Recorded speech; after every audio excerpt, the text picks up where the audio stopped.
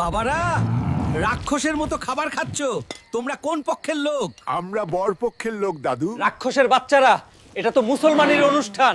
শালা ভেনম, এবার কট খাইলাম রে, তাড়াতাড়ি পালা।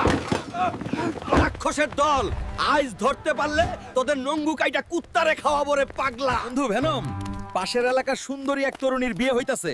চল, 3 বন্ধু মিলে দাওয়াত খেয়ে কনেকে নিয়ে পালাবো। ঠিক আছে, চল। দাদু, এই নাও তোমার নাতনির বিয়ের উপহার। এবার আমাদের খেতে দাও। বালের উপহার আনছিস, যা টেবিলের পিছনে গিয়ে বস। খাওয়া তো শেষ, চল এবার কনেকে নিয়ে পালাই। শালা চোরের দল, ধরতে পারলে তোদের নঙ্গু কেটে শুকায়া শুটকি বানাবো রে পাগলা। কিরে, শুনলাম তুই নাকি নতুন আইফোন কিনেছিস, তা এত টাকা কোথায় পেলি? আর বলিস না ভাই, বউকে নিয়ে কাপল ব্লগ শুরু করছি, এখন শুধু টাকা আর টাকা। শালা বউ ব্যবসায়ী। কই গেলি রে হাল্ক? ভেনম সব কলা চুরি করে নিয়ে যাচ্ছে। শালা ভেনম, এই কলা বিক্রি করে দাদি আমার বিয়ে দিতে চাইছিল। আর তুই চুরি করলি। বন্ধু ভেনম, তাড়াতাড়ি ফুল কিনে আন। এখান থেকেই একটা সুন্দরী মেয়েকে আজ প্রেমের প্রস্তাব দিব। দাঁড়া বন্ধু, এখনই আসছি। এই সুন্দরী, আমাকে বিয়ে করবে?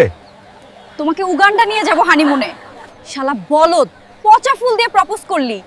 বলদের বাচ্চারা, আজ ধরতে পারলে পচা ফুল তোদের পিছনে দিব রে শালা। পেট মোটা দেখ, কিছু ইঁদুর ছানা বাড়ি দখল করে রেখেছে। যা, এখনই ইঁদুর মারার যন্ত্র নিয়ে আয়। ওকে দিদা, এখনই যাচ্ছি। এত ছোট প্রাণী মারার জন্য টাকা খরচ করব না, যাই জঙ্গল থেকে ইঁদুরের জমকে ধরে নিয়ে আসি।